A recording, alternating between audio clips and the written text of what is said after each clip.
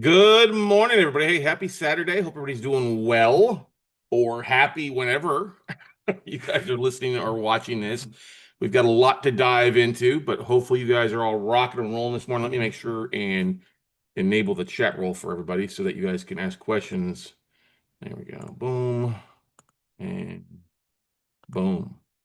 So as we wait a few minutes here before everybody gets logged on here, I'd love for you guys that are already joining us live here on Zoom to jump in and share what part of the country you're joining us from. I see some regular friends, Brian and Lisa from up in Dallas. I see Cord. I see Sander, Vanessa. I see a few folks, familiar faces. I see somebody dialing in here from looks like an Austin number. Glad to have you here. We've got a lot to go through here. I expect us to be on for probably an hour, hour and a half, if maybe 2 hours. We'll cut it off at probably 2 hours, if not longer, or a little bit shorter, depending on what kind of questions you guys have. I am not going to be able to go through all 636 non-performing notes. And if you're going to want access to this, you're going to want to get signed up for our monthly membership, guys and gals. That's $97 a month to have access to this. We just don't blast this kind of stuff out, but that we provide tapes to our members on a regular basis and help you go through there. So uh, the folks that get first crack at this are our one-on-one coaching students, then followed by our monthly members at $97 a month. But 636 non-performing notes, residential first liens, a lot to go through. These are government loans, EBOs, they call them, early buyouts. They're non-performing, and when an early buyout is basically the lenders have decided, hey, let's get these things off our portfolio because they're non-performing, and B, they're at lower interest rates than what things are at right now. So technically, the banks are losing money on these because they're at lower interest rates than what current rates are. So most of these have a quite a bit of chunk of equity, but they're anywhere from 90 days behind to a couple years behind. So we will dive into more of that as we get rocking and rolling here today. But love to find out what part of the country you join us from. We are live streaming this obviously to YouTube, so guess I should click over on my profile to take a see who's joined us there live on YouTube this morning. We had quite a few folks register for the webinar, which is always great having people jump on here, and then we'll send the replays out. I'll probably restream this on Sunday, if anything, just so that other folks can take a look at. Let's see here. Trying to make sure. Boom, shakalaka. There we go. Let's pull them up here. There we go. And we got a few folks on there. Hey, Mr. Good morning, Mr. L. Good to see you as well from there. We're going to try to monitor the Q&A on both YouTube here and Zoom pretty fast. Okay, so let's see what we got here. We got a question here from somebody. Good morning, Vanessa, joining us from Connecticut. What part of Connecticut? And the great thing about it, guys, if you tell me where you're at, I'll try to pull up some assets that are in your area and kind of take a look at and see what's going on with these things. But there's literally, it's kind of a chunk of three different portfolios here. All of them are non-performing. Vanessa's out of New Haven area. Awesome. Good stuff.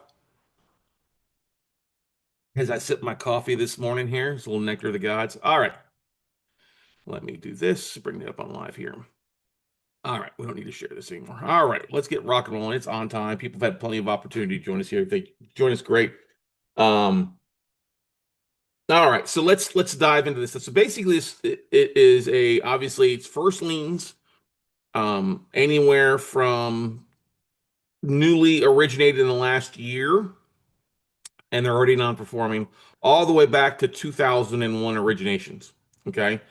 There is most of these, and the seller did not give me current market values. They just gave me the current balance of what's owed, how far behind they are, number of months, and then also what their, original loan balance was. So there is equity between what they are currently at and what their old loan balance is. Now, depending on when these originated, there may be a ton of equity. Like Brian and I were looking at an asset there, not too far from where he's at there in Dallas, and he's like, I don't think it's the right one. I said, well, this balance is from a few years back. So the property's appreciated quite a bit. It's not worth 120, it's worth 250 based on the appreciation. So that's one thing you have to keep in mind. They did give us their P&I payments, and that's just so we can kind of figure that out going forward. The play on these. What is the play? Well, first of all, you're going to need a servicing company that's going to service FHA and VA loans, because these are FHA and VA loans. They're owner occupied. Might cost you a little bit more per month, but still easy to find that. And you're going to have to go through the procedure of going through the foreclosure process if you do that. And that's some of these are already in the foreclosure process. Some of these have already requested like loan modifications. And of course, if your bid is accepted and you see the loan modification isn't up to your standard of what you want, that's your get out of jail card. You don't need to close on these, right? And like I said, you can purchase a minimum of one or all the way up to a huge chunk of these. It all depends on what you're going on. Um, and as I said before, they're all over the country. If you saw the email that we sent out yesterday with the three maps, those are three individual mappings, one of the 90 to 120 days behind, four, anywhere from 4 months then to a year, and then beyond a year in default. So it gives us a lot of opportunities. So let's pull up the spreadsheet. Let's do a quicker dive there. Like I said, we'll be done here by noon my time here, if not sooner. We've got some college football to watch, obviously, today before we head out of town. But anyway, let me pull up the spreadsheet so we can kind of walk you through this here, and we'll go from there. And I'm going to try to blow this up a little bit so it's a little bit easier for you guys to see. If you're on your phone trying to watch, I'm sorry, it's going to be hard for you on a small screen. I highly encourage you to jump over in the Zoom link that was sent out to everybody so that you can start watching that and asking questions. So what I have done is I have alphabetized. Let's go back here because I think I just have it by state. Let me custom sort it. And we're going to do by state and then add a little by city. Oh, it's by loan number now. That's okay. All right, so there we go. Let me go ahead and blow these up so you have a bit of an idea.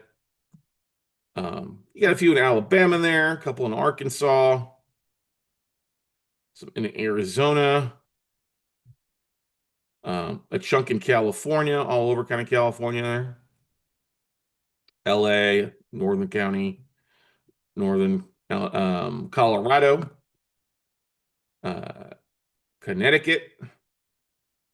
There's Newcastle, not New Haven, but there for you. A couple in Delaware, quite a few in Florida. Let's see here. Jacksonville, Kissimmee, Largo, Margate, Naples, Orlando. I mean, some of those I definitely like. Panama, Port St. Lucie, Tamarack, Tampa. You've got some in Georgia there, Augusta. Actually, several in Augusta, Georgia. Columbus, Conyers. Nothing in Atlanta. You have Albany. Oh, actually, there is one in Atlanta. Sorry. Let's see here. So a chunk there in Georgia, obviously. Iowa, Illinois.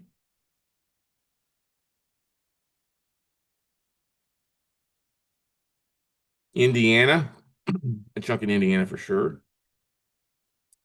You know, 5 or 6 there, or 6 or 7 in Indianapolis. Kansas, Kentucky, Louisiana, Massachusetts, got a few. Got some in Maryland, a couple up in Maine, a chunk in Michigan here.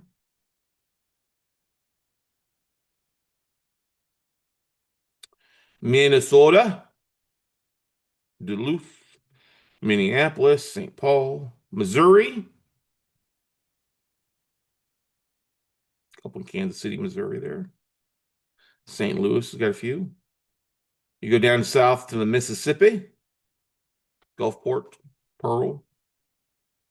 One in Montana and Helena. You don't see stuff up in Montana very often, but there you go.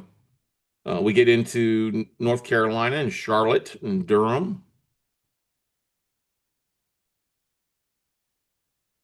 One in West Fargo, North Dakota. A couple in Nebraska. One in New Hampshire. You get a couple in New Jersey. Couple in New Mexico. One in Las Vegas, Nevada. Couple obviously in New York State.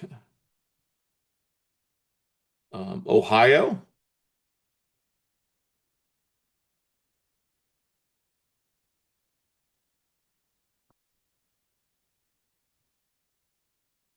Oklahoma.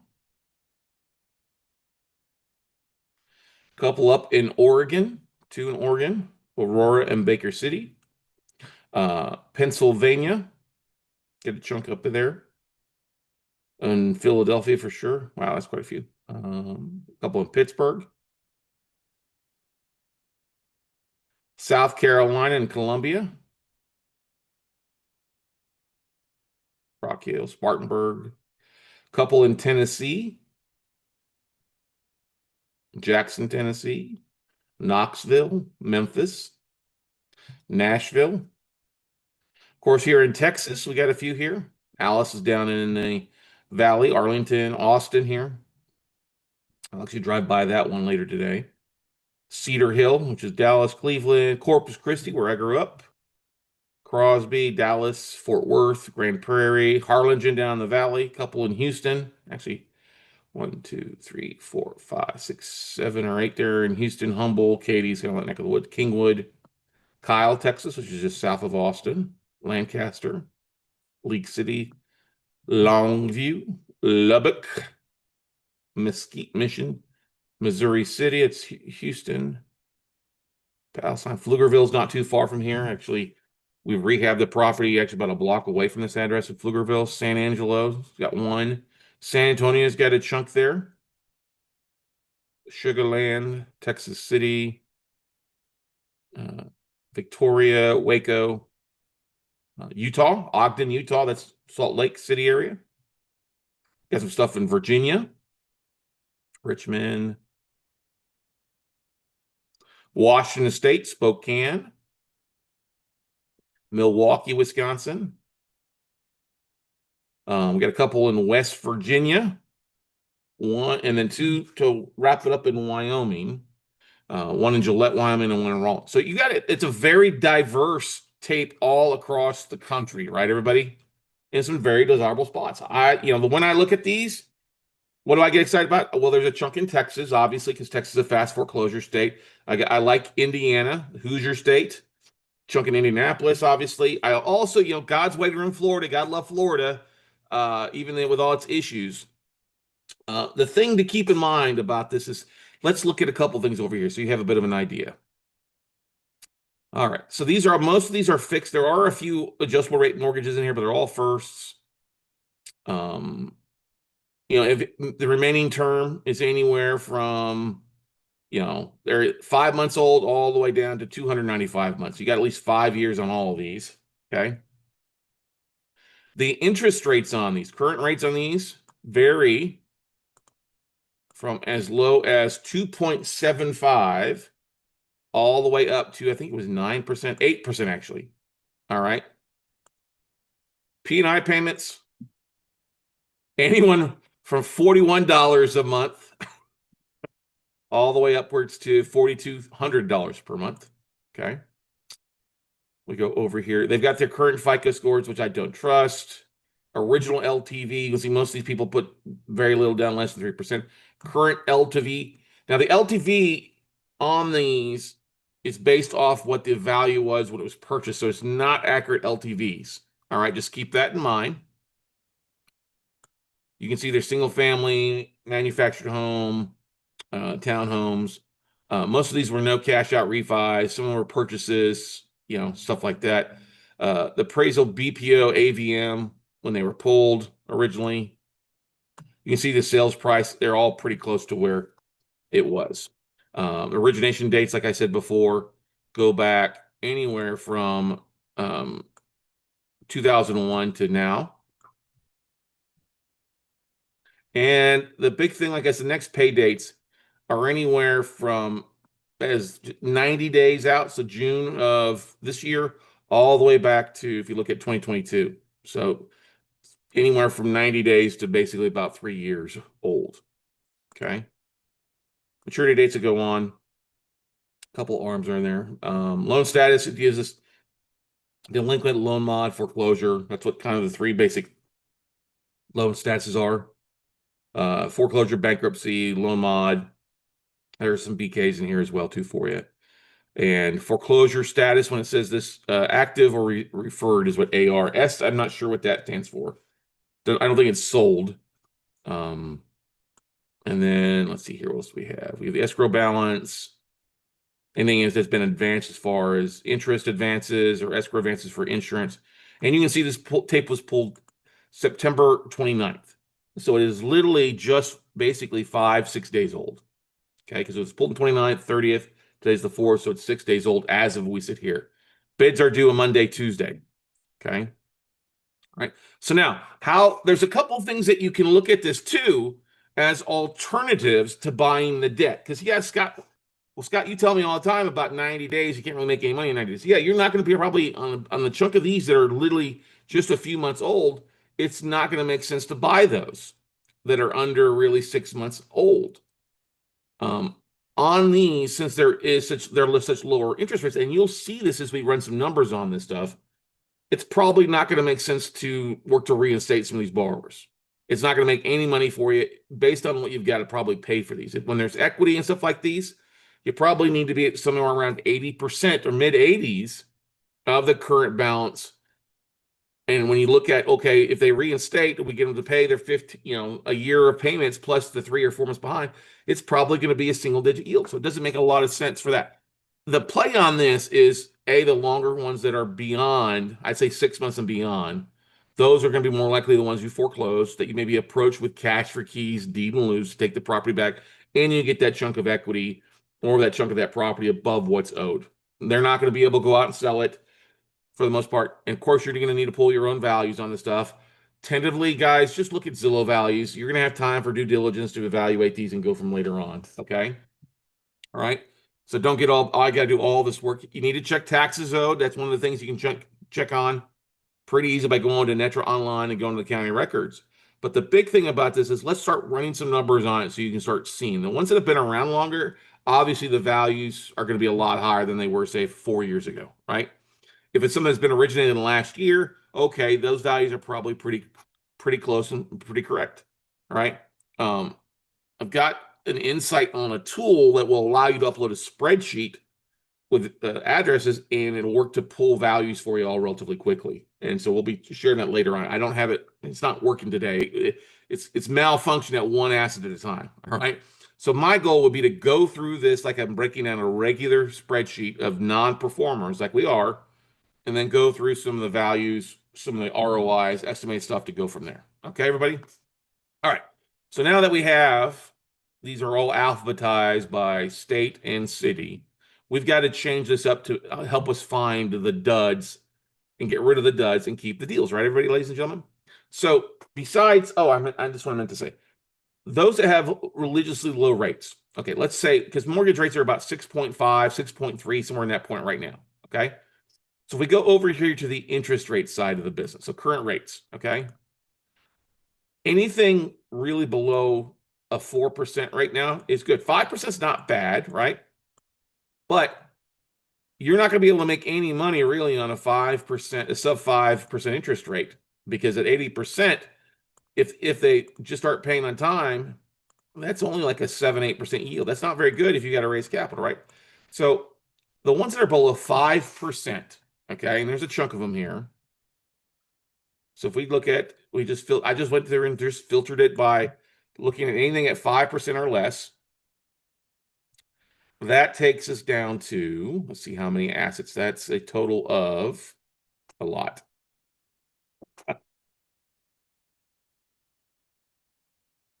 So over half this tape, 342 of these assets have a sub 5% interest rate. Okay. So let's narrow it down even further. Let's get rid of anything over 4%. 4% or less. Let's look at that.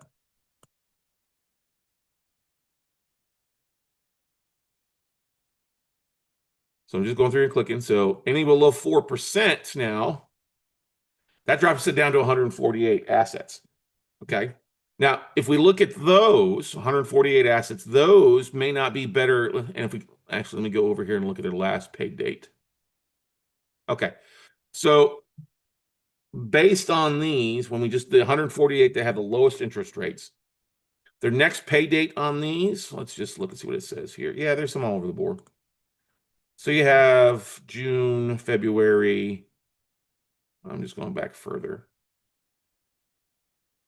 1 in 2022, August of 2022, 2023. So let's do this. Let's look at, let's get rid of, let's just look at, all right. So if I take off the two oldest ones, the 2022 and 2023, that leaves us here with low interest rates that have a 24 or 25. Basically, they're about a year or less. That drops it down to 83. Well, those would be desirable deals for potential subject to deals. And what would you be doing for that? You're not going to be making offers on those assets. You would be basically mailing letters to the homeowners, trying to get them to deed the property over to you, to have you take over payments to avoid them seeing a foreclosure. Okay. And there's some of these that would really fall right in line with it based on that they're already facing foreclosure, delinquent foreclosure, loan modification, or loss mitigation, delinquent.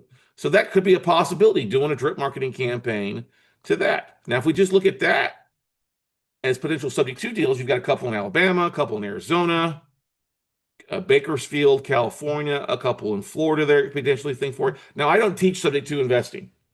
All right, you would want to learn from something like my buddy Chris Prefontaine does a really great job with that, as potential ways for you to take over assets. Because when these things are originating, if you look at these, they're all, let's see when the origination dates on these are. Origination dates like a 2009, 2002. They're all going to have a site 2008, 2009. They're all going to have a sizable amount of equity. All right. These are origination dates on these. Yeah. Okay. So yeah. So at least 3 years, if not more, on these with the low interest rates, because interest rates have gone up the last 2 years. So they're going to have this chunk of equity. The borrowers could try to sell it, but may not be able to sell it in today's market. So maybe you give cash for keys. You take over that low interest rate. Let me give you an example here.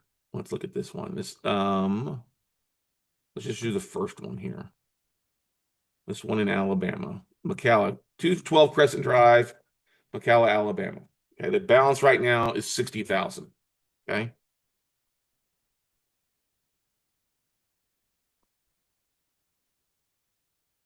And if we go to Zillow, we're just gonna go to Google, not Good Pods.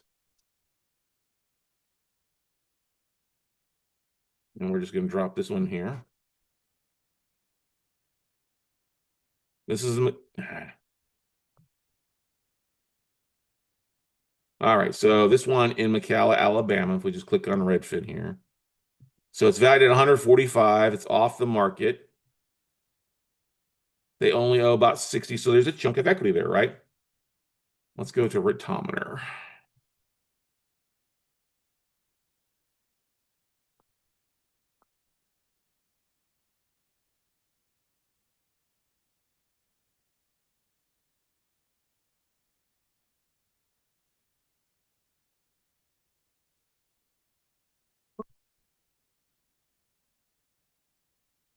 Calla, Alabama. Oh, is it? That's weird.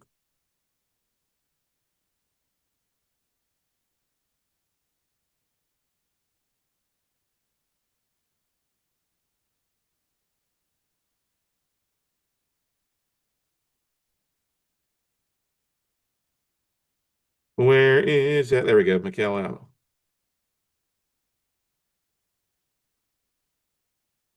So run rates on this is somewhere around, okay.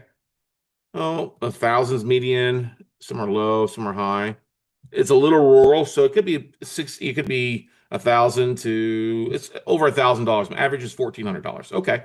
So if you go back to this, if you're going to get $1,400 in rent, and you got to see what their P&I TI is, but their PI payment on this is $570 a month.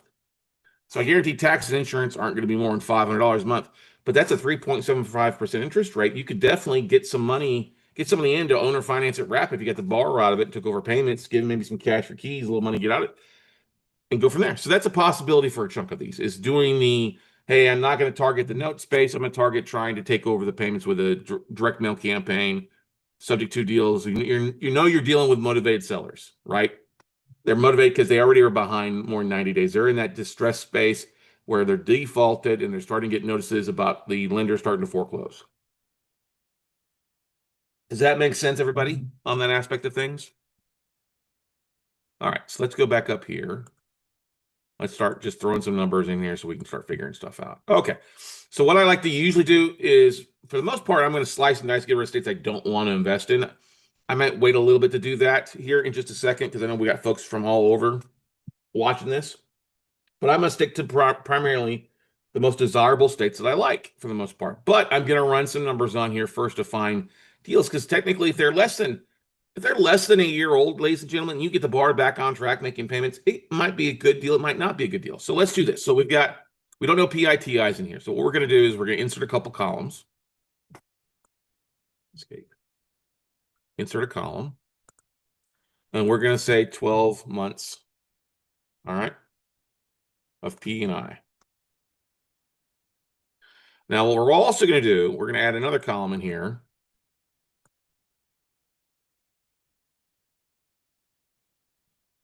Court says, sure does a different approach. Yeah. Okay. So a little different approach going after the, we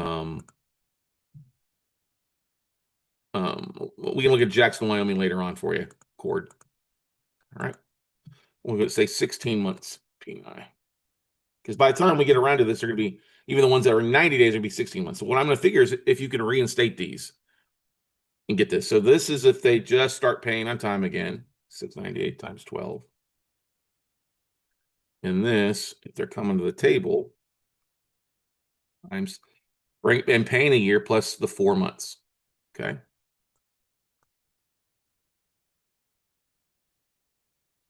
Question here. Oh, yeah. Okay. For Jackson Wyoming. Yes, I did want to know that, Cord. You're on a satellite delay a little bit there. I must not have seen it. That's okay. All right. So let's just go ahead and copy this all the way down. Control C. We're going to copy these formulas. And we're going to run it all the way down for all 636. I know probably don't need to, especially the ones beyond a year. But we're just going to do it anyway because I'm not sure. I think I have it filtered for that. Okay, 636. All right, Control D. All right. Now, the fact that they have equity, we're going to also go over here to take their current balance number, and we're just going to multiply it times 80 cents on the dollar. Most of them are going to have equity. Some may be a little upside down. We got a few in here that show over 100%, but we're just going to say 80%. All right. Because most of these have equity, and that's what we're going to do. We can adjust that number as we get into looking at more of the individual assets class, but we're just going to go ahead and start to make this simple. In a lot of cases, we can get them to start to reinstate. So you can see, does this make sense to get them back on track, or does it not make sense? Okay. So we're just going to take 80%. So we're going to go hit equals the current balance times 0.8. It's roughly what our offer would probably need to be, somewhere around there. Okay. So 67 for that one. We're going to copy that formula. And once again, we're going to run this all the way down, all 636. Now, when you're breaking down a spreadsheet, if it's easier for you to get rid of everything you don't want to look at first, the states you hate, you dislike, you don't want to buy it, go ahead and do that. And then still run the formulas.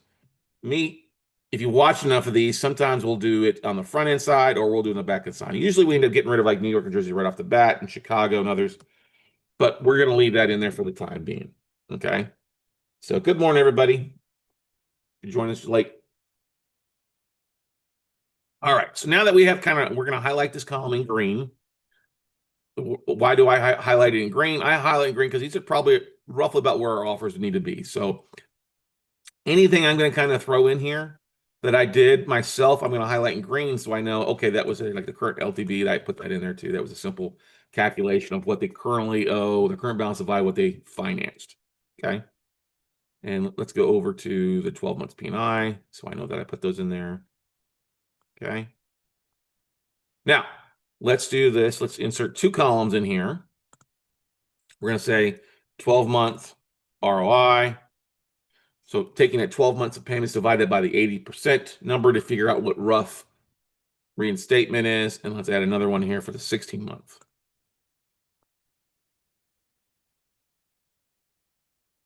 All right, so now we're going to do this very simple. So we'll take equal to the 12 months of cash flow, divide that by the 80% number we just calculated.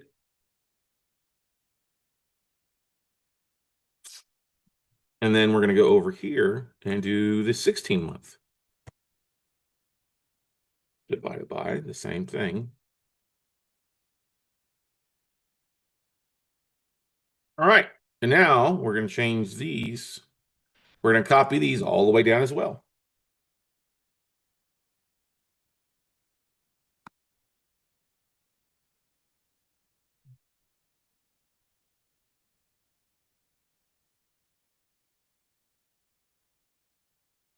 And we're just copying it down, copy down. It may have been easier to go ahead and slice and dice and get rid of some states, but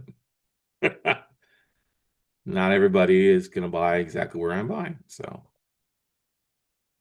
all right. So now, okay, great. Now it gives us some rough ROIs. Now we're going to change these to percentages. All right.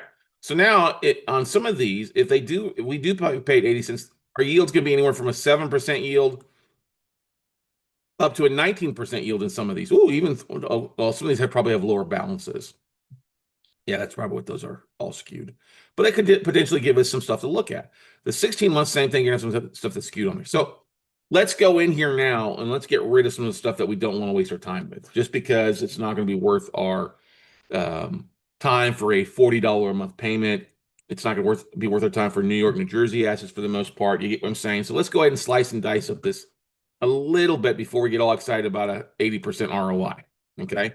So let's get rid of the ones in the states we don't want to buy in first and foremost, and that'll make us happier. Okay. So let's get rid of the states we don't want to buy in. All right. So let's get rid of, we're going to select the ones we want to get rid of. I'm not going to buy in California. I'm not going to waste my time there.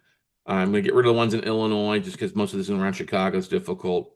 Louisiana, too long to foreclose. Kentucky, I'm not liking. Let's go through here. Minnesota has a 1-year redemption period, so I'm not really going to buy these there. Let's keep going through. New Jersey, I don't want. New York, I do not want. I'm going to get rid of Oregon State. I'm going to get rid of Washington State. Takes forever to foreclose there. They're not friendly. Wisconsin, I'll leave in there because it could potentially be. West Virginia is a little too rural. You get a one in Wyoming. We'll leave that there just for the heck of it. All right. So we're going to hit OK to those. Now that gives us, that's filtered it so that we have the states showing that we don't want. Okay. Now, if you like those states, by all means, dive into it. Go for it.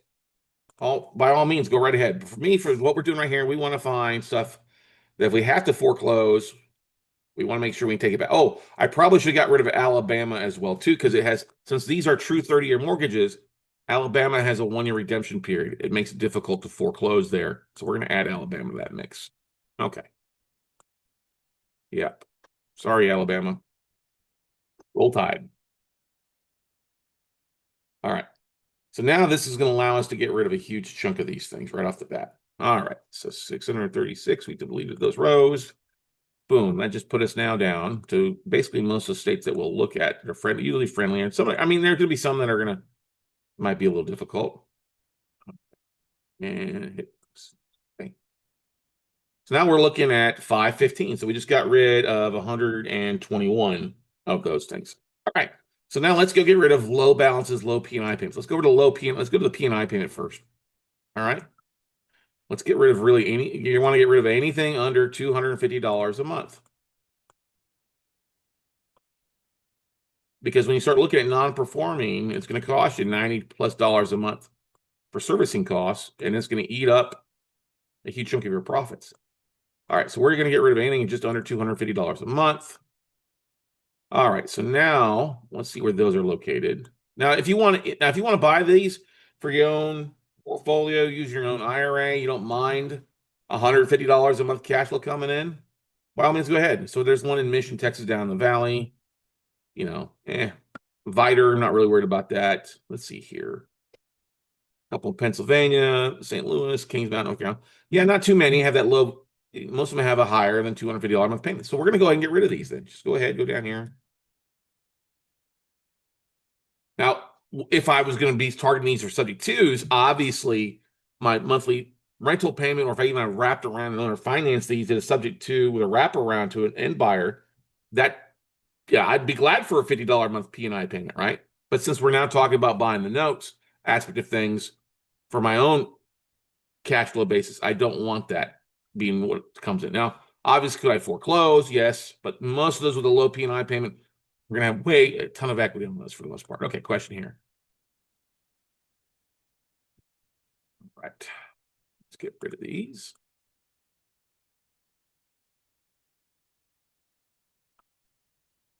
With those, okay, so now we've got rid of those with low payments. All right. Now we've narrowed it down to 498 assets. We're slowly getting it chunked down. Okay, so now let's go back over here to low balances. Low balances means there's probably going to be a ton of equity. They're probably not going to play ball with you on that aspect of things. And so going from there. All right, so the current balances, let's look at the current balances. Let's get rid of anything really under 50 grand for the most part, the way I look at it. Okay, so 2,900, yeah, there's a lots of low balances on these. Now, those could be good deals for you to buy, and if you get cheap enough and put it in your IRA, if the yield's going to be good. But for what we're doing here, since we've got so many to look at, we're just going to get rid of really anything under 50. Okay. And balance. A lot of 46,000s, 45,000s I'm looking at here. Okay.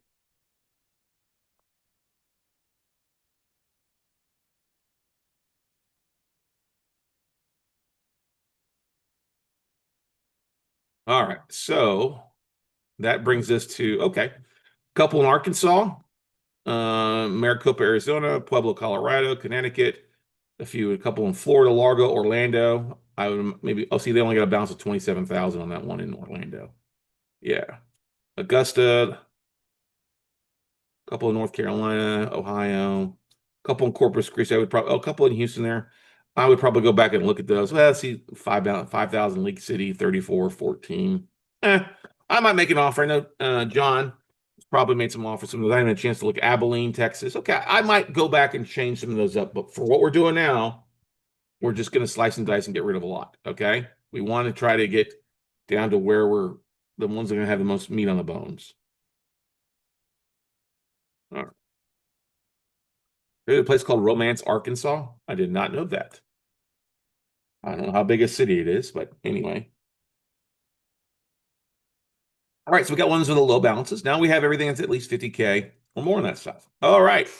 So now, if you look at what we've done, getting rid of a low P&I payments and low balances, we're probably in those that make the most amount of sense to pursue either A, potentially as reinstatements, or performing notes, or B, the foreclosure side. We know we're just going to foreclose on these because they're beyond 60 months in default. Okay, and that's probably the play I'd probably go on. So let's go back over here, and now we're going to look at how far behind they are, so that we know, okay, these are more going to be the foreclosure side of things. Okay, so we're going to go over to next due. All right. So the next day payments on here. So we have 25, 24, 23, 20. Oh, dang, did I just, damn it all. I didn't have everything selected. All right, I got to go back here and look at the P&I payments. I did not copy those all the way down. Okay, so I got to copy some formulas here. Hang on a second, everybody. I forgot to unfilter things. So I got to go back in and fill everything in here.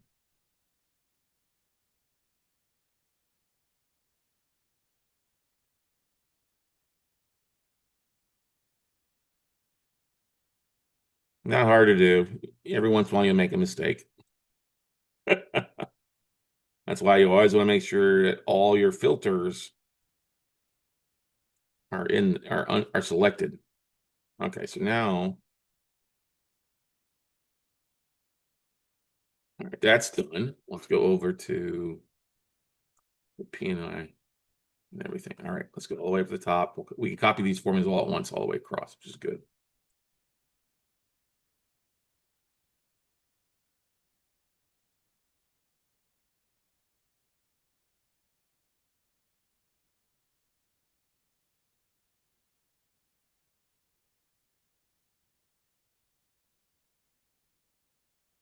So I'm just copying on the 12 months, the 16 months, the 12-month ROI, and the 16-month ROI.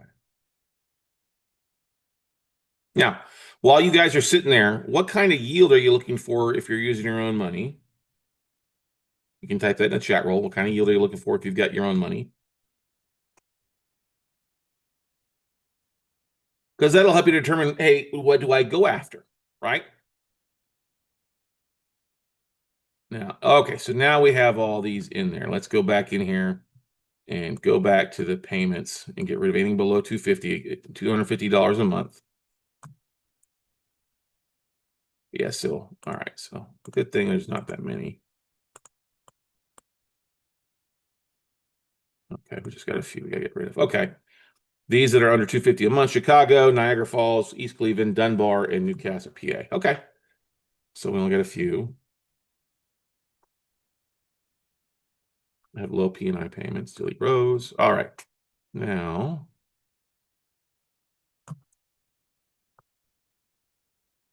select all. Yeah. Ah. And now let's go back to our current balances and see if there's anything below. Yeah, there's a couple. All right. 1, 2, 3, 4, 5, 6 that we missed. Okay. And these are Pine Bluff, Van Horn, Palestine, San Antonio, low balances. Okay.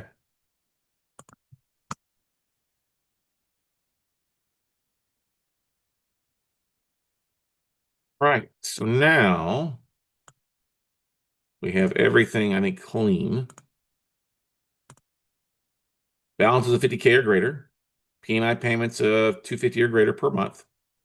And we've gotten rid of probably most of the states we don't. There's a few in Alabama here. So let's go back here. Once we don't, Alabama, California, Illinois, Louisiana,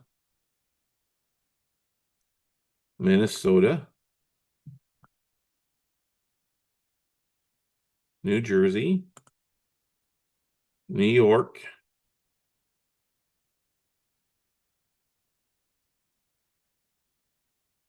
nothing Oregon, nothing Washington State. We'll just get rid of West Virginia. It's kind of too rural. No offense on being West Virginia. All right. So yeah. Okay. So now let's get rid of those. All right. So we're just getting rid of stuff that probably stuff we don't want to spend time on. Okay. So now we have let's see. Now if we've cleaned it up some, that's gotten us down to from 636 down to 412. So technically we got rid of a third, just over a third of the tape. Okay. We'll get rid of more here because when you look at stuff relatively soon. So now the next thing to do is let's go back, resort this by the next due. Okay. All right. So next due date. Let's go here and custom sort it. Next pay date. There we go. It's already in there for me. That's good.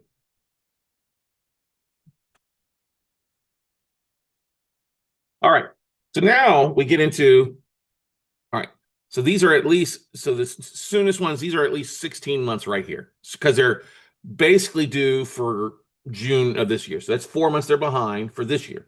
And the 16-month, okay, if you bought this note and they start paying their 12-month on it, plus they make up the 4 months of payment, that means they pay 1 1/3 payment every month. By the end of 12 months, they'll pay 16 months and they're good and rock and roll. That makes sense? So let's just go down to see where these guys are at. These are the ones. So, all right, so 6 months. All right. So this takes us down to June and then May. All right. So 100, if you wanted to buy performing notes, I'm going to highlight these kind of in yellow.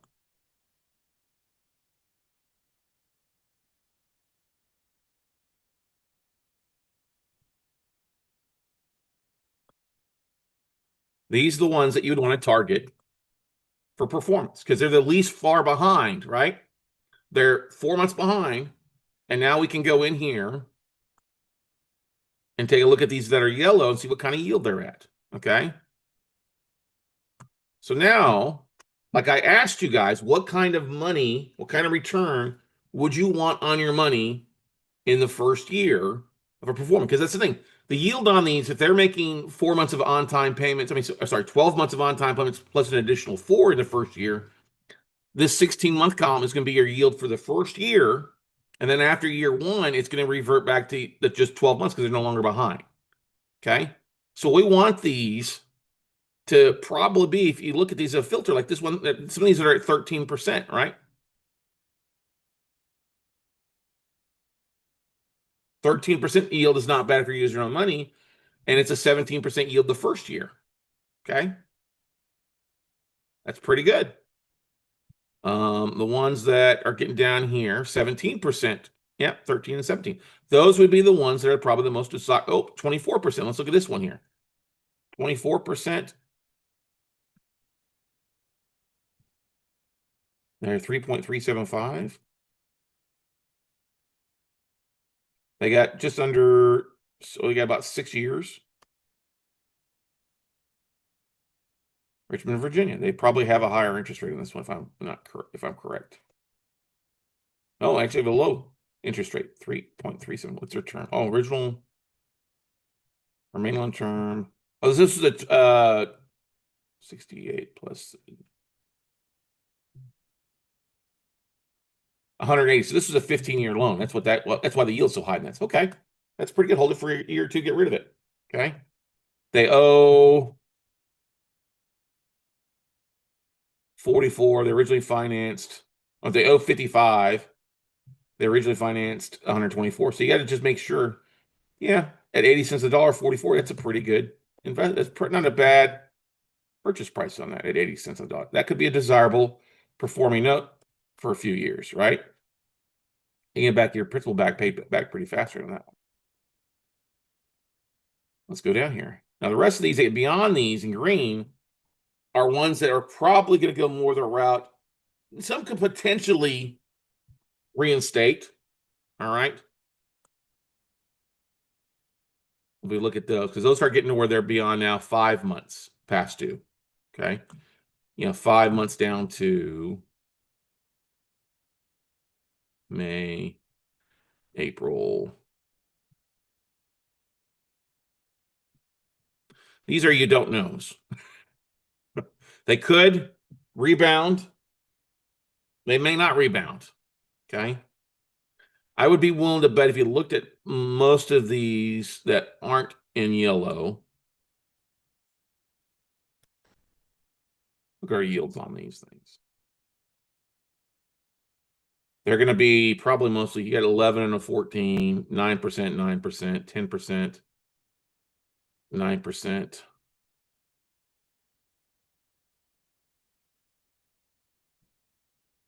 Most of these would probably make more sense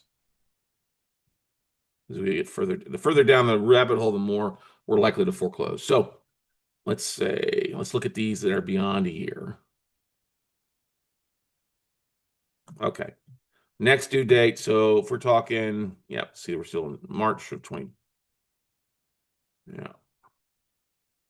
October 2024. So that's a year they're behind. They're probably more of a foreclosure at that point. All right, so here we go. October 1st. Okay. These are more going to be so. Let's highlight these. Go the rest of the way down.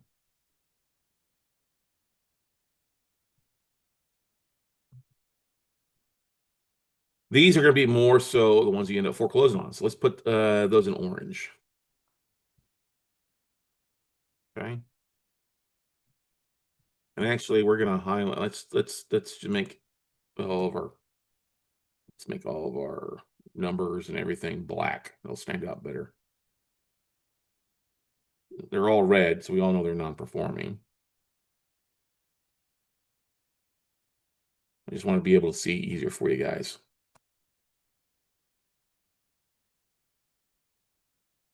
There we go. That stands out better immediately like that. Okay. All right. So these ones in orange are probably going to be more so because they're a year further behind. They haven't made a payment since October of last year. The rest of them are under a year. It could still potentially, if they start making double payments and stuff like that, great, but they may not. Okay, and that'll all vary too on where they are equity wise. That's where you have to go back and look at a chunk of these equity wise. Now, an easy way to figure, okay, what would you make as a foreclosure is just taking what the current balance is, divide and subtracting that from what their existing balance. So it's about 20. It's literally, since you're paying 80 cents of the current balance, it's about a 20% difference in what you're paying versus what's owed is what you could collect at a foreclosure auction. Now, cash or keys, deed loans, that's a different story, different amount. But if you had to foreclose, you'd want to make sure, okay, when I'm buying the note at, I want to make sure that I make some money if I have to foreclose in the next year. That makes it worth my while. Would it be, it, we don't have a crystal ball to knowing if an asset is going to sell at a foreclosure auction or it's not going to sell at a foreclosure auction. So you have to assume that you're going to get outbid at the auction just for the heck of it, especially in some of these where they're older dates where there's a lot more equity. You're going to get outbid at the auction. Some of them where not, that are like in the last year or 2 years of origination, you may not get outbid at the auction, but there's not as much equity too. So that's the thing you have to look at, the difference between, okay, what am I paying versus value, but also look at the unpaid legal balance. We don't know what the legal balance, actually we could run an estimated legal balance on this thing. We could actually do that. It would just take a little bit of time doing that. So let's see, do we have a number of months? I think they might have put in here how many months are behind on this thing. Let me see here. I may have missed it. Let me get rid of some of the stuff that we don't really need. Yeah. We're just going to get rid of a lot of these empty columns. Make it easier for us instead of having to go back and forth, okay? Just going to hide them.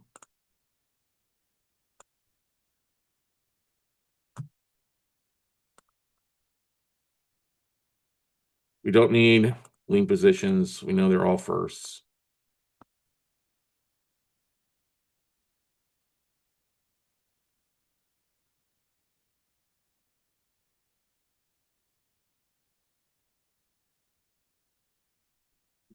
We don't have PITIs and original FICO scores. They say current FICO, which we don't have a date for that. I'm not really worried about dates on the FICO scores because it doesn't really matter for us in the first lien position. Now, okay, so they did have some stuff. Current LTV, 70%, original LTV. Maybe they did pull some numbers on it. Yeah, so they did have some LTVs. So the values on these things. Oh, no, that's still based off of the value of old. So they've paid it down. Can't take that. All right, refi purpose, QM flag. Let's get rid of some of these here. We don't have number of units. I just want to make it simple for you guys. Front end debt to income, back end, don't need to know that right now. Okay, don't have appraisal dates on this thing.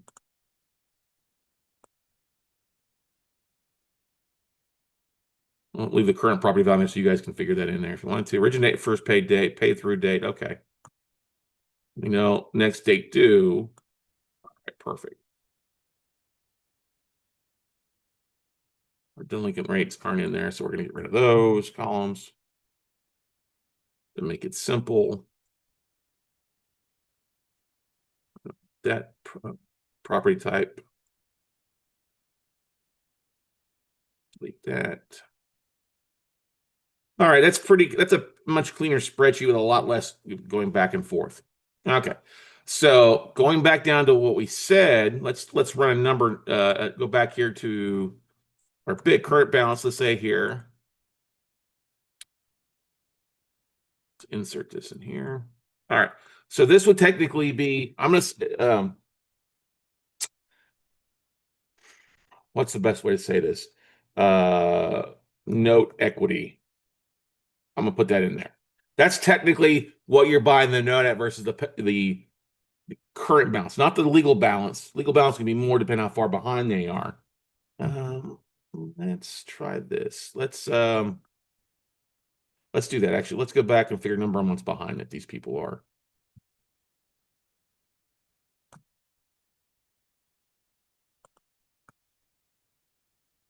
Insert. All right, so let's do that. Let's just figure number of months. Okay, so number of months behind. That's pretty easy to do.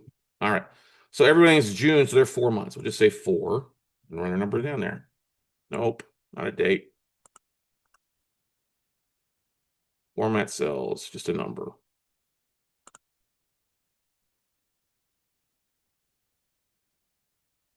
We're going to copy that down until we get to May. And we'll change that to 5 months.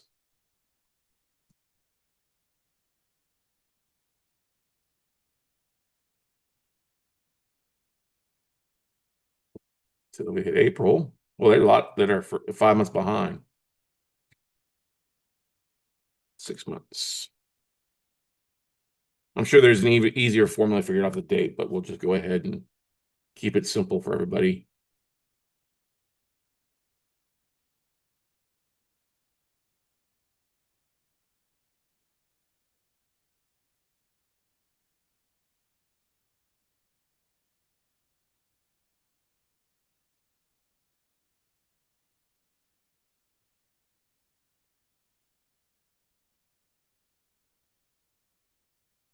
Eight months.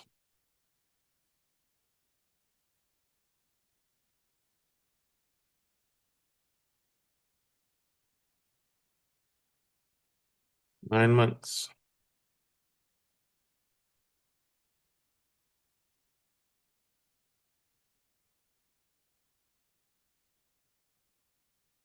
10. It's going to be more as we get down because there's less and less of these. Control C. But we're getting not all right. So 10, 11,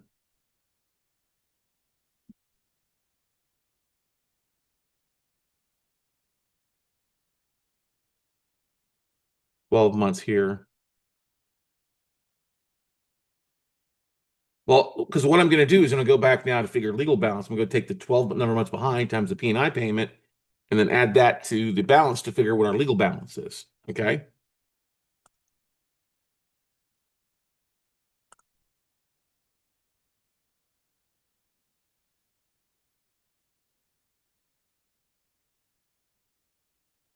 $13.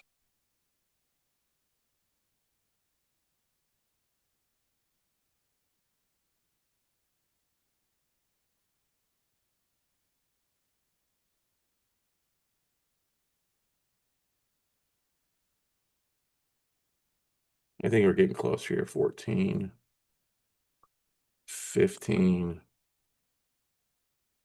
16,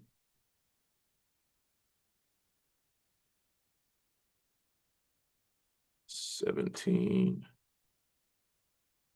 21 months.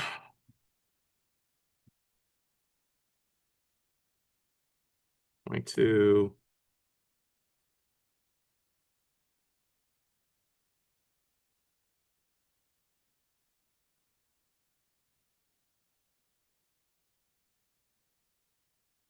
3 months behind.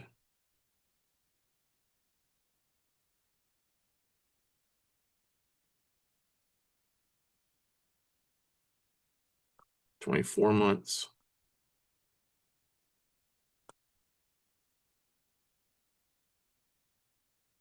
25 months behind. Sorry, guys, if you're listening to this, you're probably like, what the heck is he doing? I probably should have done this beforehand, but if I show you how to do it, it makes more sense so you know how to do it for yourself when you get a tape in.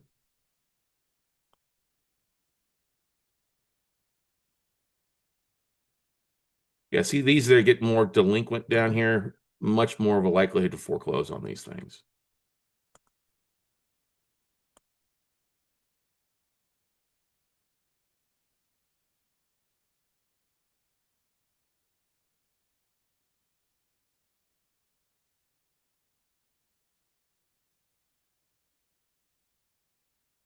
Almost done. Okay.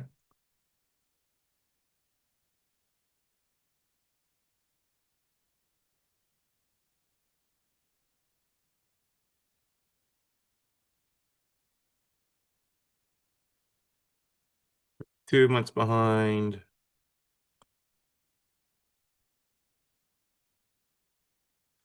Almost done, everybody. 33 months behind. 34 months behind. Oh. 5.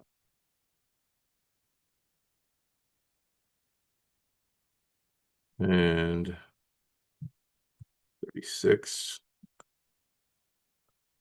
Oh, that's actually 37, sorry. 38. And 30. All right. So now we have the total months behind. Okay.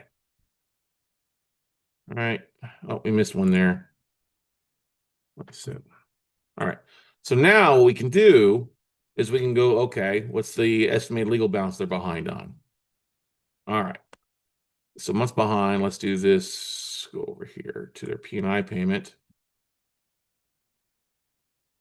And what we're doing is we're just going to insert a column in here.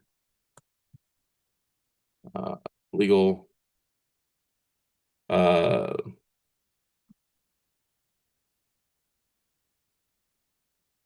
that's going to equal to their P&I times how many months behind they are.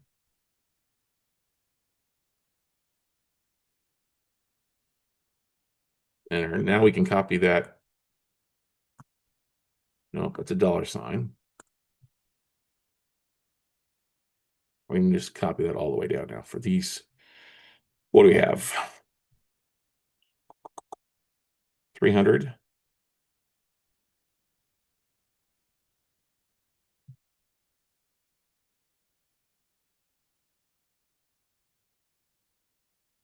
Okay, so now we can go over and do the legal balance side here.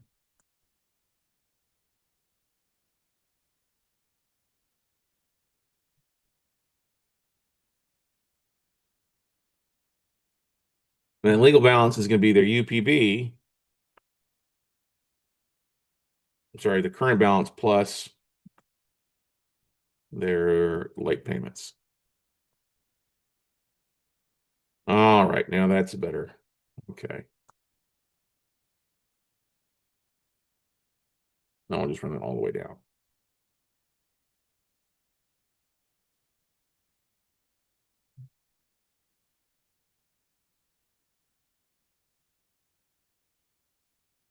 Now, a lot of times they'll give you a legal balance. So they may come back and say, well, why don't you make your bid off the legal balance? Okay, well, you didn't give me the legal balance. You just gave me what I made an offer on. You gave me what you gave me, right? All right. So now that we have the legal balance, now we can see exactly what our difference is. Okay, if we paid 80% of the UPB, that gives us our bid, and then our ability to foreclose is just not on the UPB, it's the legal balance, right? So that's why we're going to say note equity if we're buying this and stuff. So then what we're just going to divide, not divide, we're going to take the 80%, or actually we're going to take the legal balance and minus the 80%. Equal to legal balance minus 80%. Okay, there we go. That's right. 68. Okay, so now you'll know, okay, if you do end up foreclosing, here's roughly what your profit would be minus any foreclosure costs or money costs. All right, so now you have profit. Okay, so there we go. Now we see that, okay, if I pay for this and I pay for that. All right. Now, like I said, some of these up here in the very top side are going to be more straight up reinstate. Okay. They're literally only a few there. If we go over here, they're just a few months behind, 4 months or more. 5 months possibility there, get back on track. 6 months, you give them a little bit of headache. They might, your yield might be a little bit higher. So you get that 1 year though, that's probably, like I said, where it's going to make more sense for you to foreclose on these.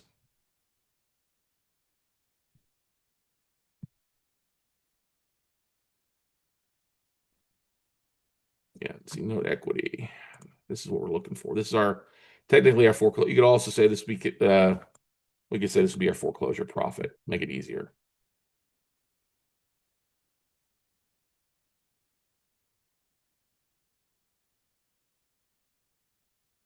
Now, What kind of yield are you guys looking for? I asked you this question earlier. What kind of yield are you looking for your own portfolio? I'm not, yeah, I know the answer as much as I can, right? But for something that's going to be using your own money, it comes in, is 12% going to be something comfortable for you guys? 10% or more? I mean, what's your money been making? If you've got money sitting in an IRA and it's made zero the last year, saying I want 15% and you're not going to go do it, you're probably going to be happy with 8%, right? Because if it's sitting there not making anything, it's losing money. So can we can we agree on some numbers 8% or higher, or are you thinking what are your investors looking for 12%? Because I'm going to run some numbers on here to help you identify, okay, what's the better route for some of the stuff. Now, on some of this reinstatement stuff here, honestly, less than a year or less than 6 months, it's probably going to be better if you're going to buy this stuff for your own portfolio. By all means, buy it for your own portfolio. It's going to be hard, especially if you have money less than 12% for you to make any money on this stuff, right? See 13%, 10%, 9%. It's just not going to make any money if your money costs you more than what you got coming in. Capiche? Okay.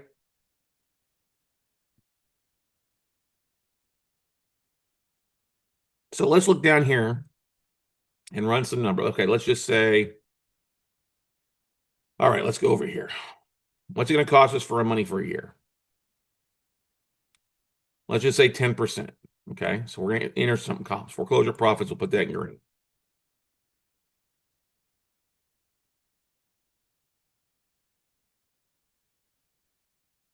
That's without the foreclosure. That's without your money costs, straight up foreclosure costs. Okay. All right, so let's do this. Let's in some numbers. So you're borrowing money at 10%.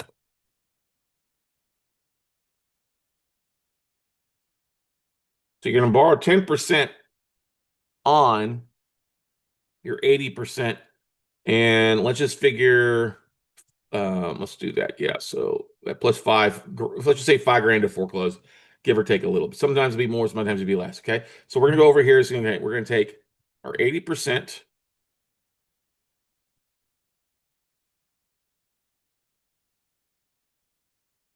plus 5K.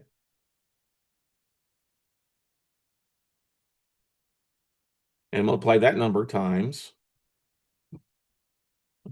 0.1. That's what your money cost would be to borrow 10%. You're borrowing 58. Okay. So we're going to run that formula all the way down.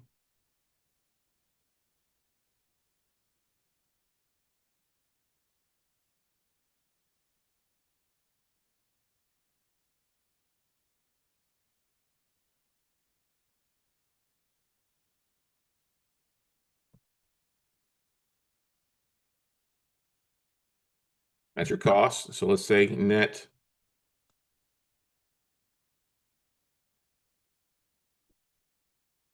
So if that's going to cost you that for money to borrow 80% plus 5K, that's what your money costs are going to be. Okay.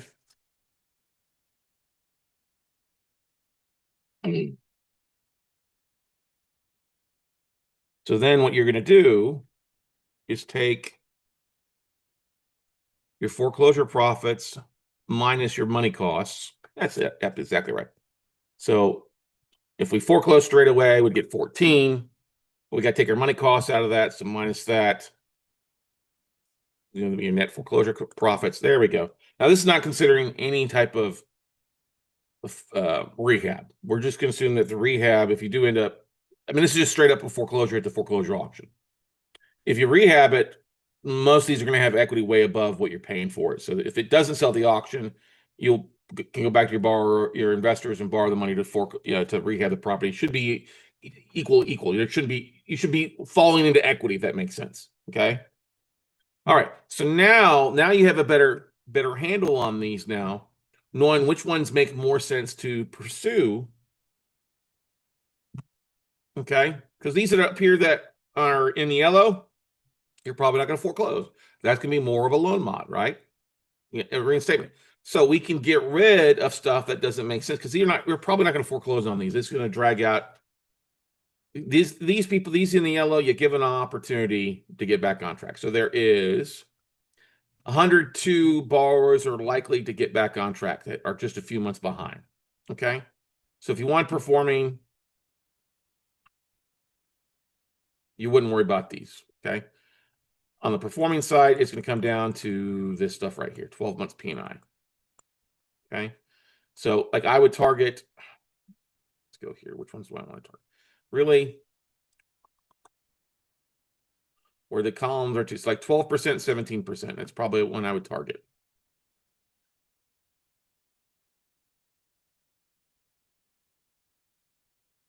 If I'm using my own money. Now, if I'm using somebody else's money, I need to have that money be probably at 6% or 8%, so I'm still making something, right, everybody?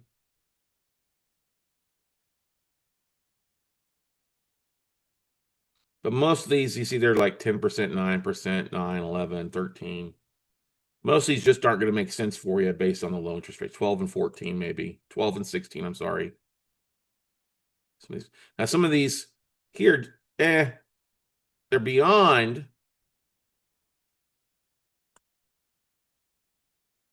What months for these again? 4 months. These are starting to be on into 5 months. This is middle ground, and it could be, could not be. Now, the thing we can look back on these is some of these that are already in foreclosure. Where is it here?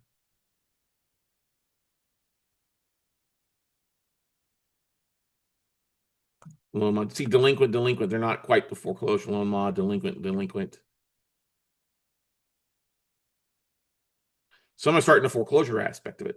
Okay, so that's the route. If you're going to look to foreclose on some of these, which would make sense for probably most of them.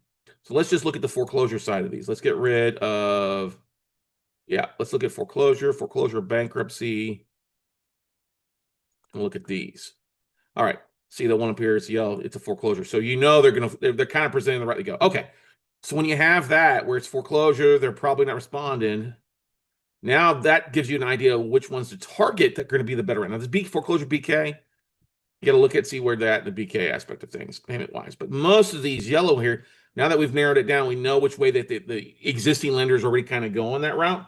Now we just got to go back and say, okay, what's the best yield for us? What's the best bang for a buck on these stuff? Okay. Right. Now you go back here and say, okay, what's going to make sense here? Looking at this column.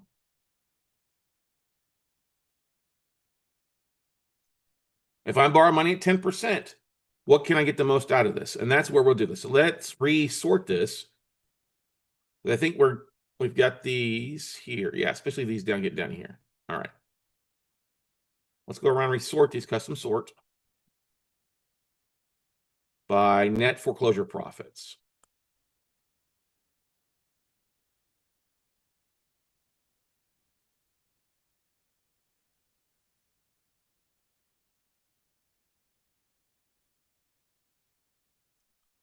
Because we're going to do largest to smallest. Okay, so that gives the biggest profit. If we're going to buy something, we end up having to foreclose on it.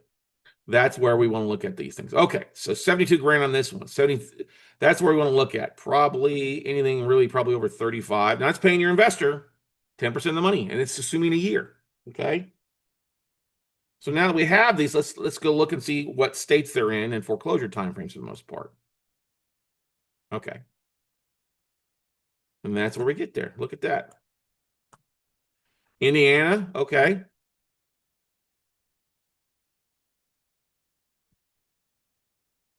Legal balance about 337.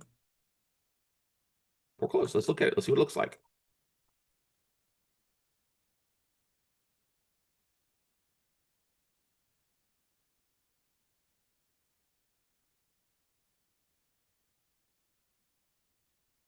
Share my screen so you can see I just dropped into Google to see what it looks like.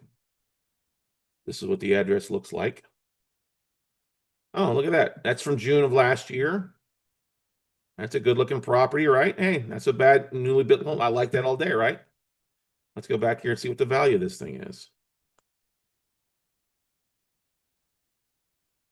So 323 is what they say the value is. Okay, 323. Probably. All right. So original balance is 306. So you got a little bit upside. Not much equity, so you can maybe even make a little bit more, but I'd be willing to bet that's in pretty good shape, right? You buy it at 240. 337 is the legal balance, so it's just right at there. Difference in that, you borrow the money at 10% for, say, a year. You make 72. That one could be a potential profit margin on that one. Pretty nice. Okay. And this one, let's look at this here real fast. Escape. Let's go over here. When did they finance this thing? When did this originated? 3 years ago. 30 in original term was 345. Townhome was valued at 312. So they bought this in June of 2022. And they stopped paying December of last year of 2023. Yeah, that one would make sense. And that's where I come in. I'd make an offer 240, right? Let's look at the one in now. The one in Florida, you're gonna do. We got to worry about insurance on that stuff. But let's just still take a look at it anyway. Kiss me.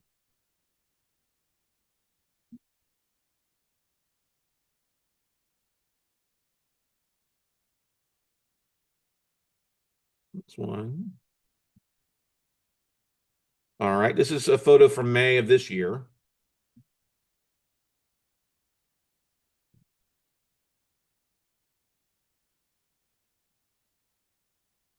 Doesn't look like it's occupied, does it?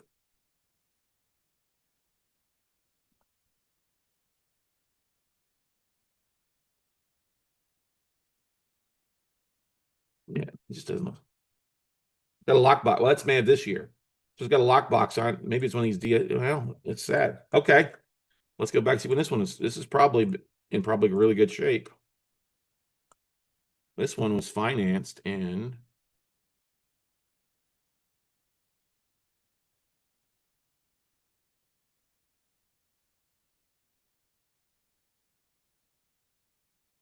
May of 2022. Stop making payments. Yep, October. So they made three. Well, no, they made a year of payments and stop payments. 24 months behind. That's a foreclosure. Now, on this one, you got to worry. I would probably go in and find out what insurance costs could be, and I'd probably drop my bid by the insurance costs on this one. All right. Gives me it's not a bad area. It's just that looks like it's vacant. See what's going on. It's not listed for sale. Let's go look at the one here in San Antonio. All right. Mount Laurel Drive, San Antonio, Texas. Now, the nice thing about Texas, it's faster foreclosure. So your yield would probably be a little higher. The $64,000 profit net. They are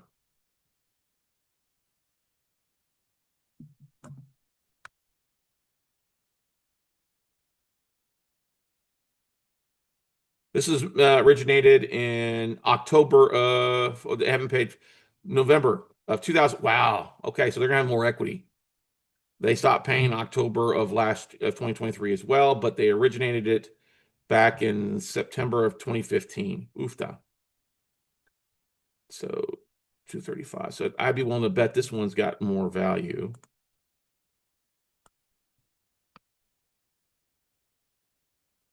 Let me share my screen so you guys can see.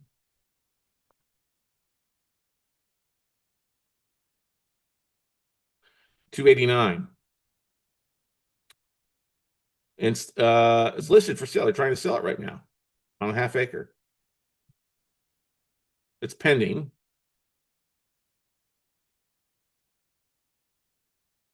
I got that wood paneling. This might be a little bit older home. Yeah, some of those dark salty. It's not a bad looking house, right? Got a pool in the backyard. 4-bedroom, 2-bath, 2,300 square foot, and about a half acre, 289. Wow. So let's go back here to our spreadsheet. So there you go. So maybe you don't have to foreclose. You buy it at buy it at 188. You get full payoff. You may not need to have to foreclose. So your foreclosure profits might be, well, you're still going to have your 10% on what you borrowed, but you may not have the $5,000. So you're paying about 70. That's a desirable offer right there. Okay. Let's go down here. Let's go down to Kingwood, Texas here too. Kingwood's team, high school baseball team, won the state championship last year. So same thing on this one. It's got a net potential profit of 65 or 49 after your money costs and foreclosure costs. This one was originated back in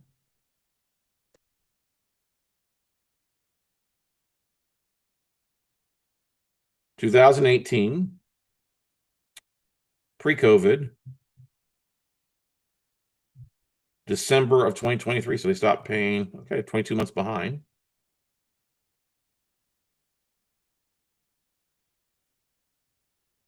Go back here, screen, share it.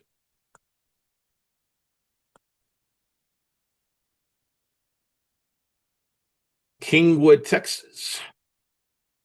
Kind of out by Humble. Okay. This photo is from May of a couple years ago. So let's just click over here. There we go. Not a bad looking property, right? What's the value on this thing? 282. And it's off market, but it was listed at some point. 3 bed, 3 bath, 2,300 square foot, 282.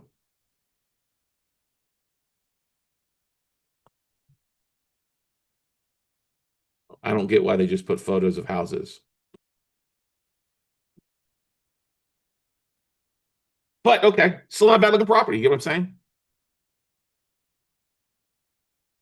Questions, comments, concerns? What's up with these that aren't in white? Let's see here. Our numbers.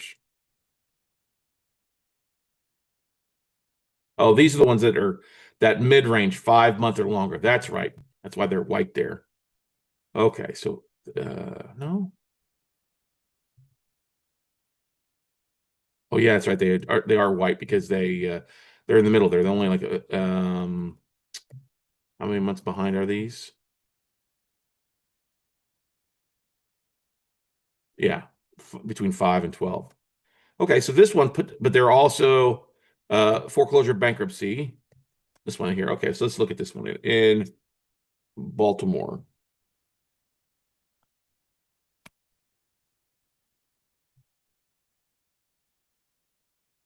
Balance 259 originally.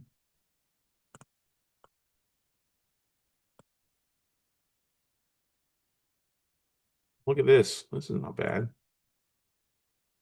398. Oh,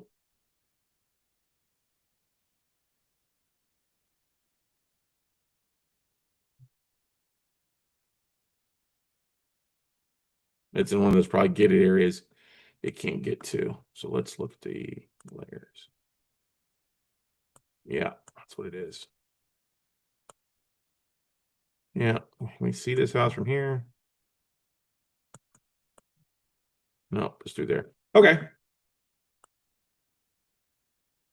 Does this help you guys? Do you understand kind of the process a little bit more for you? If you wanted to, like I said, if you wanted to get some stuff that could be a good mod or good reinstatement cash flow performing note for you, yeah, then go there. We start getting down to these foreclosures and they start getting a little skinny. So there's where you probably want to adjust it. So the net foreclosure process, where you get these stuff that's low profit, is not really worth it. I like to be, where I'm going to make 25 at least for the most part. But still leaves you a chunk. So, let's look at the one in Austin, Texas here. 624 for Elfin Way. Original balance, they only owe 103.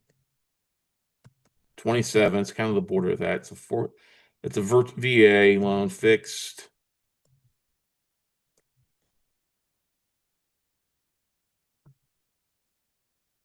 They're 15 grand behind in bank payments. Yeah.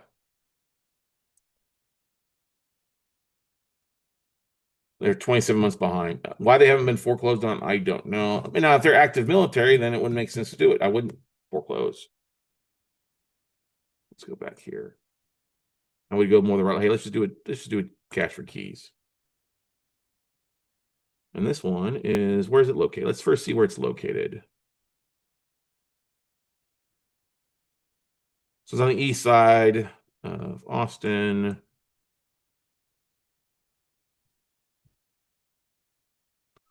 This is Toll Road, 183 Toll. There's 35. Yeah, so it's on the east side. Rogers Hill.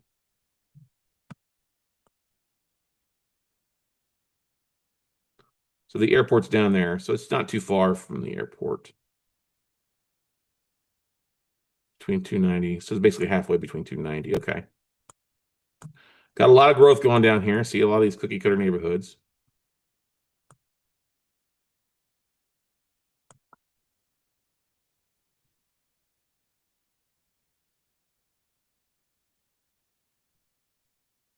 That's it.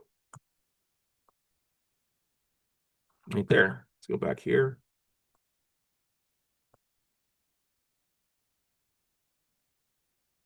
Oh, there we go. They updated the map. This is from March of last year. So they painted. Oh, hey, it's the only one with an orange garage door.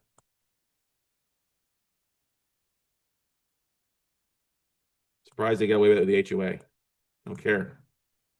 I mean, it's not bad. I mean, that's a small little cookie cutter property. Let's see what the value is on this one. Zillow gives it a value of 275. Okay, so 275. Yeah, it's doubled in value since they financed the thing, but okay, so that's the thing. You foreclose, you probably get outbid at the auction. That's fine. 119. Paid 82. That's a pretty good $27,000 chunk. Pretty easy to, if it doesn't, you don't get up in it, you have an asset that's worth 250. Could be a nice little. Let's look at here. What's the P&I payments? 584 a month. Taxes are gonna be a little higher on it. 624. Let's go and see what the rent rates are. Get a rent rate on here now. $1,800 a month. Yeah, I can see that. Somebody bought at the peak. They thought probably. Yeah.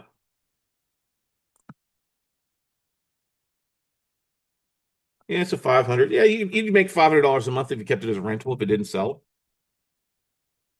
You know, that's something you got enough on there. Okay, so John says something here. Hey, Scott, we looked up the Elfin property in Austin. We passed it because there is a disabled vet exemption. Yeah, feels wrong to foreclose. Okay. It feels wrong to foreclose. But that's the thing to think about it. If they're not making their mortgage payment,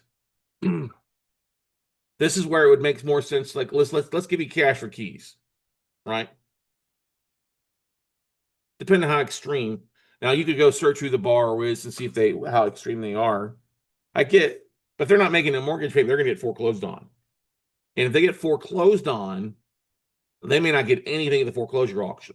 So this is why it would make sense. Like, listen, hey, we're buying the note, we're gonna give you an opportunity, let's give you some cash for keys. I mean, if they got 100 grand in equity, give them 50K and get them out of the situation because they're gonna lose that house eventually. Somebody's gonna foreclose on it. And I agree, it feels bad, but you run a business. If you don't want to do the deal, don't do the deal. Okay, totally fine.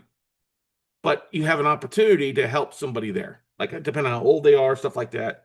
They're 22 months behind. That's not a good thing. They're going to get foreclosed on. And you have the opportunity to help somebody. Yeah, if you can make money helping somebody, that's great, right? Buy the note and then help them sell the property. Turn around and list it and help them sell it. Okay, that's an opportunity. Let's help you sell the property so you're getting out of a bad situation. Let's put some money in your pocket. Because look, if you go back to it and you're making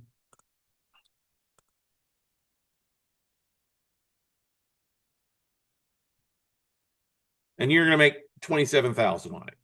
All right. Helping somebody, yeah, they owe pay off legal balance is 119. You know, they sell it and put 75 grand in their pocket for a sale. That's still helping you and you're winning. You're helping them. Because at some point somebody's going to buy it and foreclose on it and not help them. Okay.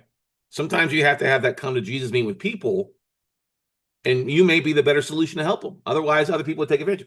Like, I'll give you an example. Cal Ewan was working on a deal, and he gave the borrower 75 grand cash for keys because it made more sense to help that lady.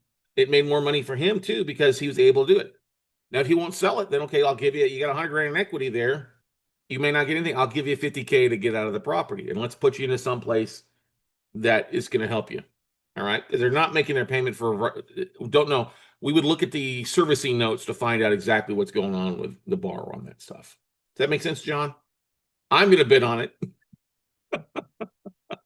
All right. I will bid on that one myself. Okay. All right, let's keep going. Let's look down here some more.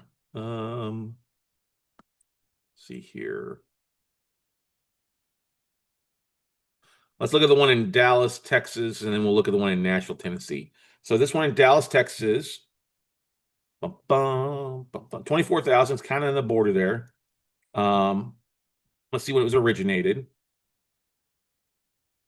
3.75. So it's quite a few, probably, yeah, they're okay. They are late payments.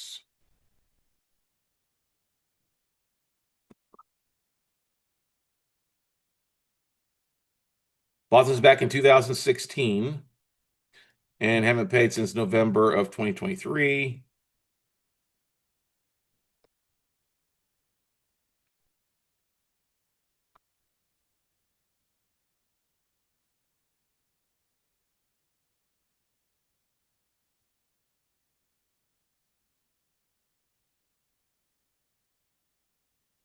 This one, your normal little cookie cutter home, it's worth 245. Okay. Off market.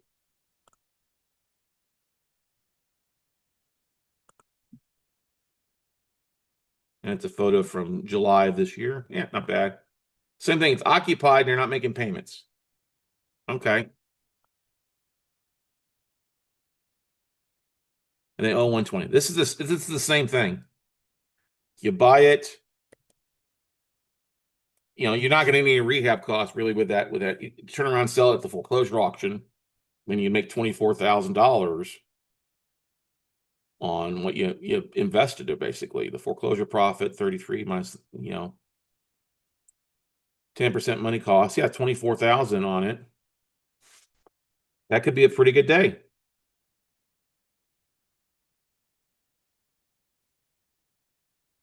Let's look at the one in Nashville and come back to the one in Harlingen.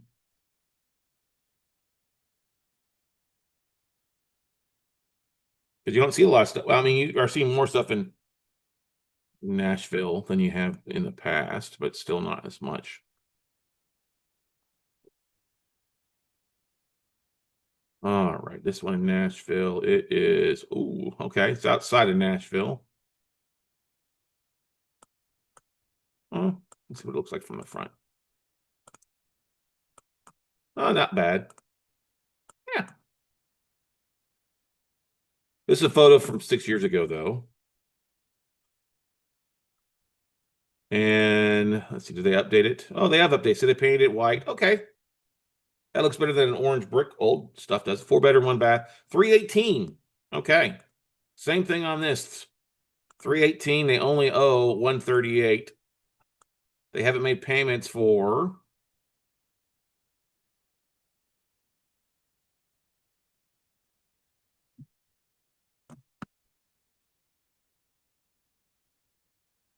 14 months. That also could be a desirable one as well. Okay. Yeah. It's 23,000, but it's a faster foreclosure state. Yeah. Same thing. Like, get paid off at the auction so you don't have to take the property back. It could be relatively recent. Let's look at the one in Harlingen. Harlingen is down in the valley. My aunt, who is a snowbird, actually spends half her year down in Harlingen. There's an airport out of Harlingen as well, too. Not a very big one, but still an airport. Southwest flies out of there. All right. Snake Lane in Harlingen, Texas. 210. 3 bedroom, 2 bath, 1,308 square feet.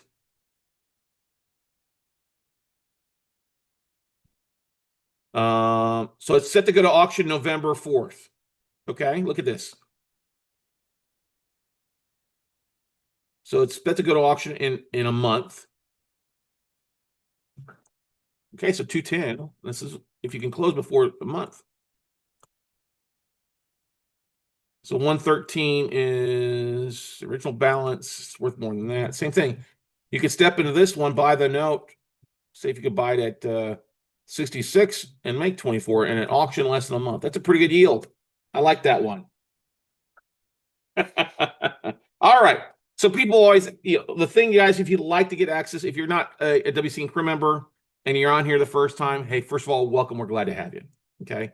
Our monthly membership is $97 a month. It gives you some access to some tapes and deals like this, along with access to our replays of our classes. We do a coaching call on Mondays. I think we're going to move the coaching calls back to Monday nights. They're usually Monday at noon, but I think we're going to start moving them back to Monday nights because we seem to get more access to folks there, more people joining in here. But for $97 a month, ladies and gentlemen, you'll get access to a virtual workshop here in November. You'll get access to the replays. You get, you need a call with me. You can do so by reaching out to me and we'll go through a deal or two. We'll upload tapes that are available to you. You get access to tapes like this you can make offers on, whether it's 1 or 100. It's the biggest bang for the buck in the note industry. I'm going to tell you that right now. The one requirement, we ask you to be around for 6 months on it because we do give you access to the workshop, the online workshop. If you're going to, and then next year when we have a in-person one, you'll get a very big discounted seat to that as well too for you. But the way to get access to this tape, because what I'm going to do, I'm going to take this exact tape that I have right here with what I figured into, and I'll save it, and then I'll upload it back into the Basecamp group for our WC and crew members and coaching students to take a look at. So if you want to adjust your bids, do that, make offers on it. I'd love to have you guys. We're here to help you. If you've got money burning a hole in your pocket and you need help getting a deal closed or help with it, reach out to me. I'll help you. Hey, I got 20 grand in IRA. I need to do something, or 40 grand in IRA. I need to do something. Reach out to me. We'll help you find a deal that makes sense for you on that as part of your WCN membership. Okay. But also, guys, think about our one-on-one coaching. I'm very proud of our coaching students who are out there kicking ass and taking names. And so feel free to book a call with me at talkwithscottcarson.com. We go out and help our investors find deals. Our one-on-one coaching students get first access to deals. They also get preferential treatment when it comes to the bids that come in. All right. So if there's 2 bids coming in and one is a coaching student and one's a non-coaching, the coaching students, it's going to get first priority because that's what they paid for. All right. And you have me helping you out with that. And that's a 6-month commitment on my part to help you close deals as a note investor. So get signed up today for our WC Incre membership. It's really easy to do so. All you got to go to is noteumbrella.com. That's http://noteumbrella.com.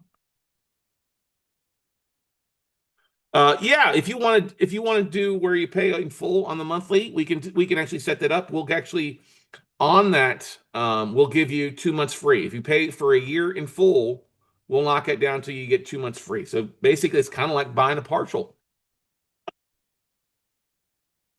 Pay for me 10 months, and I'll give you 12 months, or give you 2 months free for that. So yeah, we'd be willing to do that if you want to pay the full year in advance on that too for you. I don't have it on the website.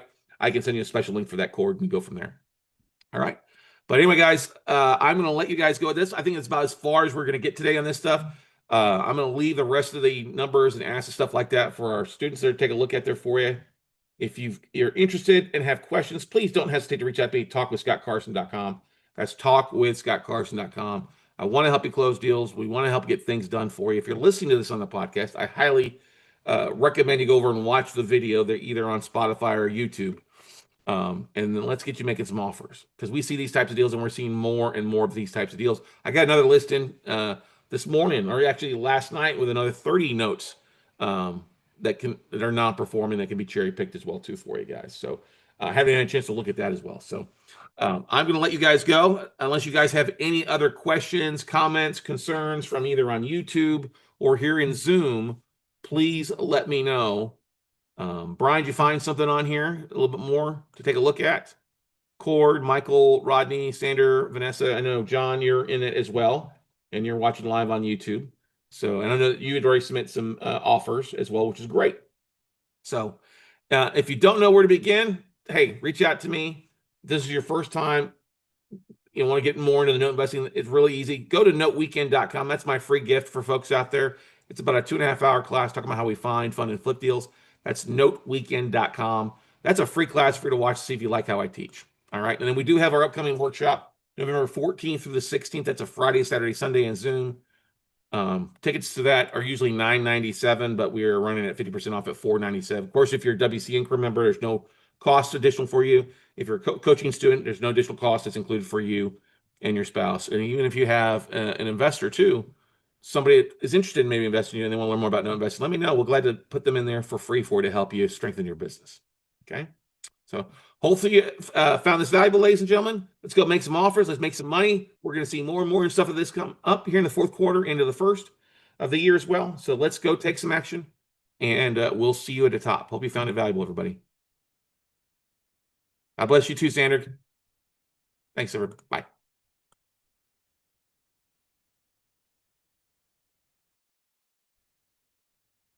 Hey, real estate investors. So you want to dive into the world of note investing, but don't currently have the funds to sign up for an expensive class or a workshop or one-on-one coaching. Well, then you definitely want to check out the biggest bang for your buck in the note world. And that's our WCN membership. It get you an all-you-can-learn access to our class workshop replays, tapes, weekly coaching calls. For $97 a month, it's the biggest bang in the note industry because you get access weekly with me. You can book one-on-one phone calls with me. As we get different tapes in, we'll share them with our members after our one-on-one coaching students get access to us. We share a variety of tools, like I said, replays to the previous workshop, special discount codes to other events that you can take advantage of to help you get more bang out of your dollar every month. We've been investing in notes for over 20 years, and one of my biggest passions is helping note investors, big and small, get started buying notes. Yes, I got started years ago with no money, no savings, and no list. And I love helping people close on their first deal, get their first private funding partner to help them fund more deals and help them both make above average returns. If you're looking for somebody to help you take your note investing from 0 to 60 and want to get started, my WCN membership is a great place to get started. Like I said, we upload lists to it, video training, coaching calls for $97 a month. What can go wrong? The only thing we ask is you hang around for 6 months, and then if you don't like it, you can cancel. But check it out at noteumbrella.com. That's noteumbrella.com. That's our WCN membership. Get looking at assets today. Start putting your fingers on the trigger to pull the trigger on some note deals here before too long. Yes, anybody can buy notes. I don't care your age, your savings, what race, color, whatever it is. Note investing is all about what action you take, and the first action you should take is signing up for our monthly membership at $97 a month. That's noteumbrella.com. You can also access it by going to weekclosenotes.com and checking on the monthly membership. But we are here to help you. Scott Carson, the note guy. We look forward to seeing you at the top.